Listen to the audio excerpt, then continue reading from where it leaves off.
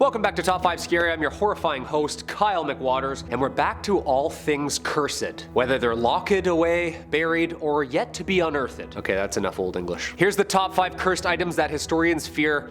Part 2. Number 5. The family jewels. Some things get passed on generation to generation. Some are begged, some are borrowed, and some are stolen. Our first cursed item has made its way across so many seas at the price of many lives. At a whopping 186 carats, the Koh-i-Noor diamond may look precious beyond all belief, but this cursed gemstone has a much darker, unbelievable side too. The name derives from the Persian Hindi words mountain of light. Many theories exist as to its original owner and who was originally cut for. A Hindu description of the diamond warns that, quote, "He who owns this diamond will own the world, but will also know all of its misfortunes. Only God or women can wear it with impunity." Well, that's jarring, to say the least. Right there in writing, huh? Yeah. It passed between the hands of various rulers, blood-soaked era after another, a king who blinded his own son, and a ruler whose head had become encrusted with liquid molten gold was paid for this price. Legend has it that the stone's origins of causing death and misfortune to any male who owns or wears it stems from brothers murdering each other to even sons murdering their fathers over it. But does it actually carry a curse affecting men who wear it? First owned by the emperors of the Mughal Empire in India, it was taken and added with the Timur ruby to make an armband for ruler of the Peacock Empire.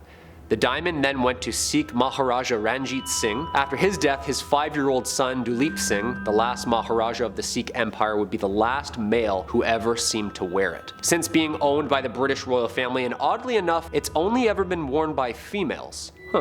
After Queen Victoria's death, Queen Alexandra got it and was used to crown her at her coronation in 1902. The diamond was then transferred to Queen Mary's crown in 1911 and finally to the Queen Mother's crown in 1937, where it remained for more than 80 years. When Queen Elizabeth died in 2002, the crown was placed on top of her casket for the funeral. All of the crowns are now on display in the Jewel House at the Tower of London, with crystal replicas of the diamonds set in the older models they were in. So what's the deal? Is this thing still cursed?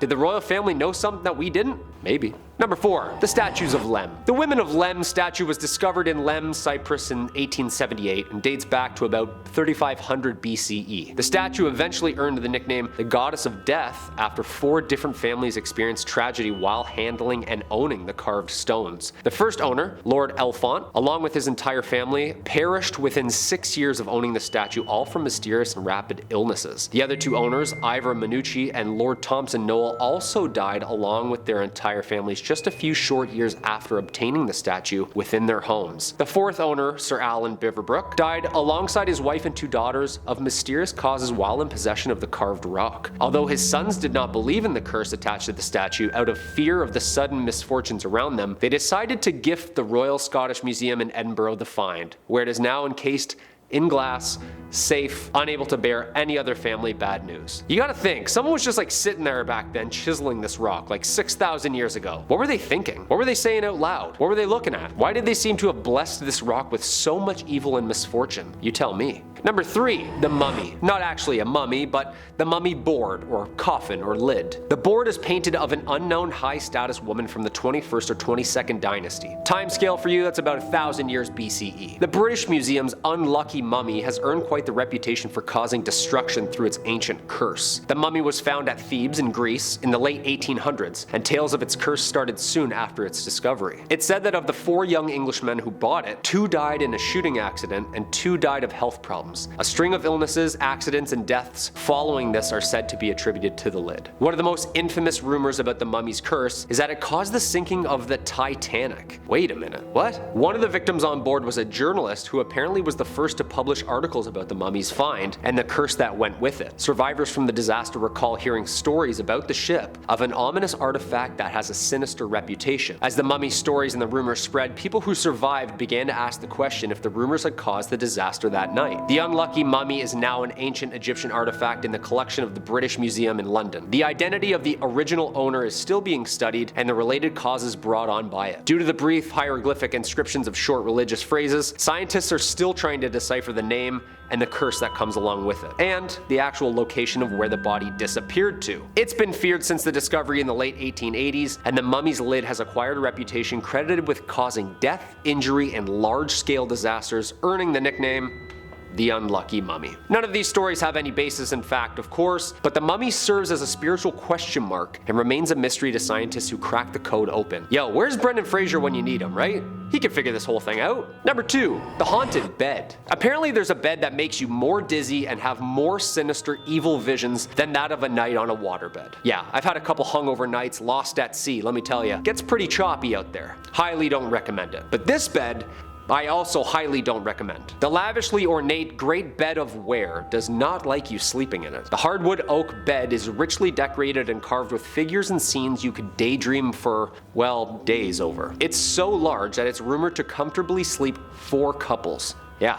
Talk about a California king. There's a tale that suggests that the bed was made in the 15th century for King Edward IV by a very gifted carpenter, but through the years found itself being passed between the inns of ware where commoners were able to sleep in it, break the legs, and apparently cover it head to toe in graffiti. Yeah, the disrespect alone. The defacing got so bad that apparently the ghost of the maker haunts those who are not of royal blood. Basically not blessed by God to rule. It's so old and so haunted that apparently people who spend the night are woken up violently by specters watching them sleep. Apparently there are so many initials carved into the wood, images drawn on it, that it's hard to know who actually the bed was originally fitted for, and who actually cursed it. Some researchers believe that the curse surrounding the bed could have actually been carved into it with symbols and text that hexed the next user. Whatever its history, it's haunted.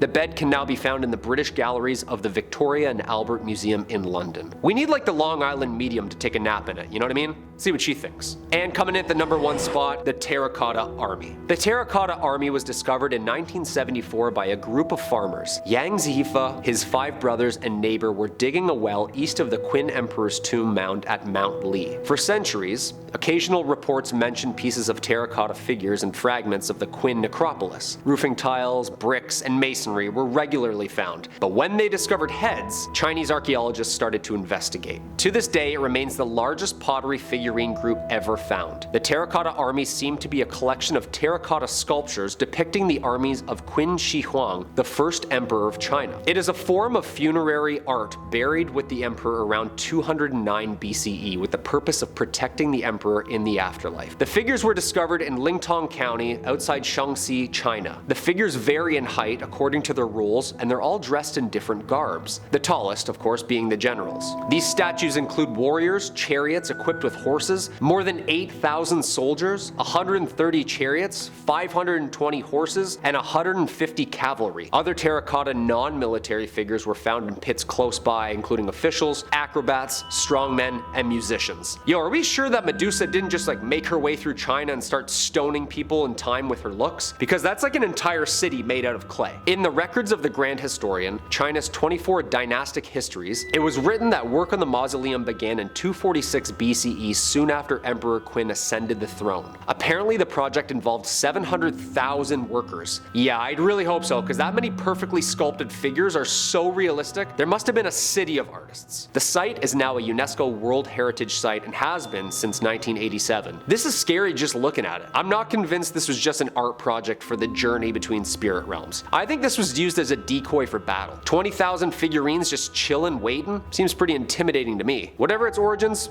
it's jarring to look at. What do you think? Well, there you have it, folks. 5 cursed items that scare historians so much that literally all of these are tucked away safe in a museum with lots and lots of security cameras. I don't think anyone's breaking in to steal a haunted bed, but who knows, maybe these items have more cursing to do. Let me know down below in the comments what other gems I'm missing, and I'll dive in deep next time. As always, I've been Kyle McWaters. Keep those lights on, keep those items where they are, and I'll see you next time for some more scary stuff. Stay spooky, everybody.